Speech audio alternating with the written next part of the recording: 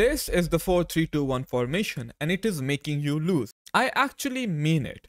I am not saying it because I want to make a video for the sake of making a video. I am not saying it because I just want to challenge people's belief. I am saying it because I have seen it firsthand. I coach players all the way from Div 10 to the very top level at the pro level. And believe me, I have seen a common occurrence. I am using the word most, players use 4-3-2-1 without knowing how to use it. It does them more harm than good. And I am saying it for a fact because I've seen it with my very own eyes. I will be straight up honest with you, this is going to be a bit of a boring video. But if you stick around and you actually soak the knowledge in, you would become a better player after watching this video. That is for sure. Just showing you the instructions that I use. It is like almost every 4-3-2-1 you see on YouTube. It's not something entirely different. It is not something entirely new. And there isn't any magical tactic in the game anyways, like I have been saying since a very long time. 68 to 71 depth, this is what I use, right?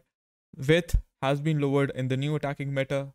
Lower width is better. Most players are playing 32 to 35 width on this formation. But the point of this video isn't the tactic. So I have gone into a game against a good friend, alright? And we are only going to show you how the 4-3-2-1 actually works and how the players position themselves when we are just randomly moving and how the AI positions itself, alright? This is the 4-3-2-1 formation, as you can see, with the most common tactics and instructions that you will see on YouTube. Now, what is the problem? Look at the radar. Against a half-decent player, it is hard to build up in this formation, which is why most players lose the ball here against half-decent players. I am saying half-decent players. I'm talking about the half-decent players because most of you do not have the composure to go for the deep switches. Most of you don't have the composure to go for late deep switches. And you will see how the team moves once we just move high up the pitch, alright? Just focus on the AI movement. This is actually how we advise tactics for the pro players as well. We go into a game and test with different. Alright, now focus on where my players are positioned. These are the most common tactics that you see for the 4-3-2-1. Yes, we can see that there is Graham and Davis free. Alright, but against a half-decent player, it will be hard for you to create space unless you use the fullback and you know how to go in this space over here and then beat the fullback, look for the cross on the back post, or just do this and go for the recycle. And this is the meta, but you have to be very quick. You have to use the player locks, you have to use the step overs, and you need to be a very good mechanical player. Most of you guys who are watching this video, with all due respect, if you're honest with yourself, maybe you do not have that mechanical skill set yet. And instead, when you are playing the 4-3-2-1, especially when you are building up, guys, you are rushing. With the CB, you go straight into your CM like this. And a good player, he knows how to manual press and he manually presses you and wins the ball back. And then you say they are using press after possession loss or constant pressure. But half of the time, it's because of your formation and you do not know how to build up in it. Okay, you might argue that I will turn on Huck sideline. Yes, even if you will turn on Huck sideline, then the team will give you extra width.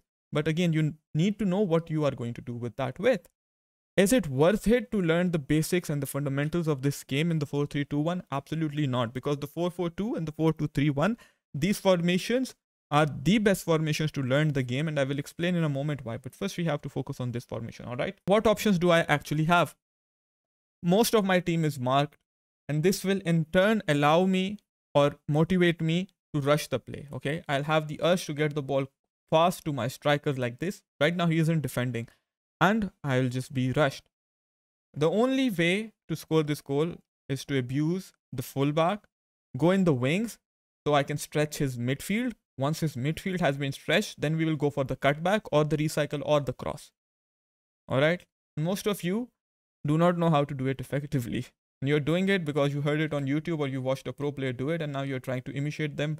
And now you're trying to copy them without any success. When we switch into a 4-4-2, what happens is that we are having now more triangles. We have LB and the LM. We can do passing patterns with them. We have RB and RM. We have RCM. Over there in the midfield, we have LCM. And if we are a new player or someone who wants to get better, who wants to get rank 1, who wants to get to elite division and get high skill ratings, the 4-4-2 just gives us more to do on the ball as compared to a 4-3-2-1. Look at the radar now. Look where my RM is. Look where my LM is, look where my LB is, look where my LCM and RCM is. I can always play the triangles like this between these players. Even my center backs can be involved in attack when I am playing in the triangles. I do this a lot. If you watch me play, I will start streaming so I can actually prove this to you guys. The goal isn't to go and chase the meta. The goal is to first work our basics up to a level where we can actually improve our fundamentals and then go to the meta stuff. As a result, the 4-3-2-1 in the grand scheme of things is making you a worse FC24 players. Yes, you might get a couple of goals here and there, but in the long run, your skills aren't improving, your fundamentals aren't improving. And if those two things aren't improving, you'll stay stuck where you are. Believe me. So what is the solution? The solution is to go back to the drawing board and focus on the basic formations, the 4-4-2 formation, the 4-2-3-1 formation, and then look up the basics of this game. I'll tell you 5 of them to focus on. First is to pass the ball in triangles. Second is to always pass the ball where you are facing. Third is to use left stick dribbling to open up spaces for passes and shots. Fourth is to learn how to use movement by triggering manual runs, L1 and R1. Fifth is to keep a straight back line so you don't concede counter attacks. I've given you 5 things. If you go practice these in a 4-4-2 or in a 4-2-3-1, you will see results. All right. Many people argue that my 4-4-2 doesn't give too many attacking AI runs, and that is good because I want people to learn the game.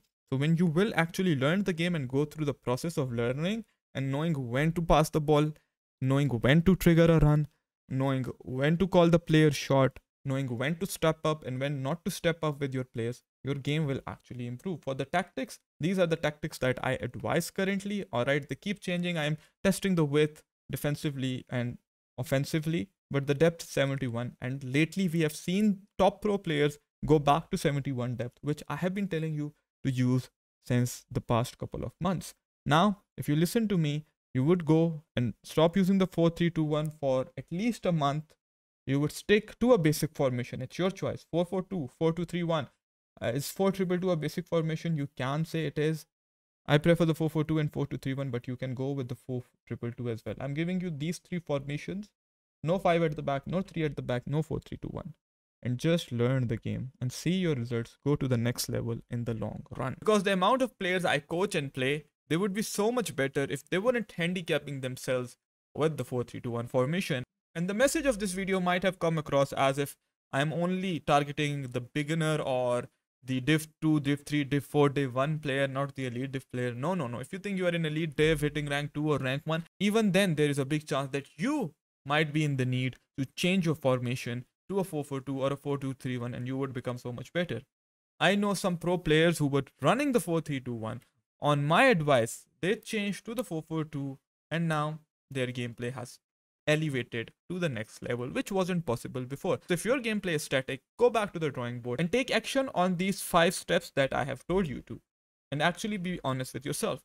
Don't chase the short-term goals, because short-term goals will maybe yield a couple of results in the short term, but the long-term goals will help you in this game, in the next iteration, and so on and so forth. Now you might be wondering, how do I actually improve my fundamentals and play the 4-4-2 formation? For that very reason, check this video out here.